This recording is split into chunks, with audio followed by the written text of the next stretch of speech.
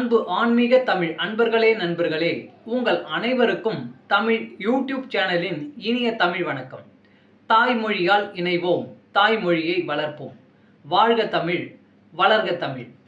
நமது சேனலில் இன்றைய பதிவு என்னவென்றால், திருமூலர் அருளிய திருமந்திரம் என்னும் நூலில் உள்ள ஒவ்வொரு பாடல்களையும் தினம் ஒரு பாடலாக விளக்கமுடன் உங்களுக்காக அளிக்க உள்ளோம். இப்பாடலினை இறையன்போடு கேட்டு பயன் அடைய வேண்டியும், இப்பாடல் பதிவு உங்களுக்கு பிடித்திருந்தால் லைக் மற்றும் ஷேர் செய்து ஆதரவு அளிக்க வேண்டியும், இதுவரை இந்த சேனலுக்கு நீங்கள் சப்ஸ்கிரைப் செய்யவில்லை என்றால் சப்ஸ்கிரைப் செய்து ஆதரவு அளிக்க வேண்டியும் அன்புடன் கேட்டுக்கொண்டு இப்பதிவினை தொடங்குகிறேன். வாருங்கள், தினம் அறிவோம் திருமூலரின் திருமந்திரம்.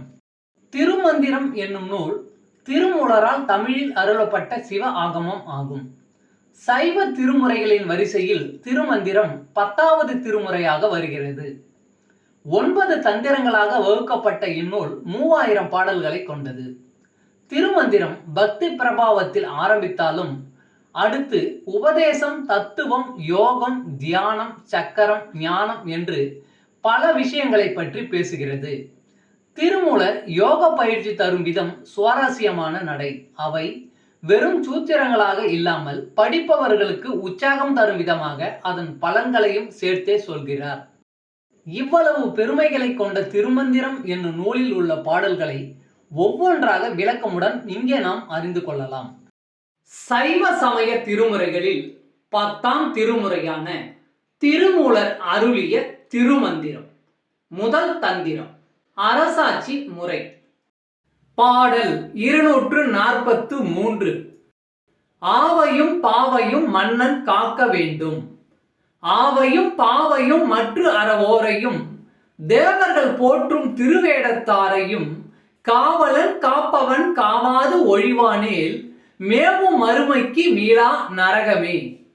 ஆவையும் பாவையும் மற்ற அறவோரையும் தேவர்கள் போற்றும் திருவேடத்தாரையும் காவலன் காப்பவன் காவாது ஒழிவானேல் மேவும் மறுமைக்கு மீளா நரகமே. பாடலின் விளக்கம்.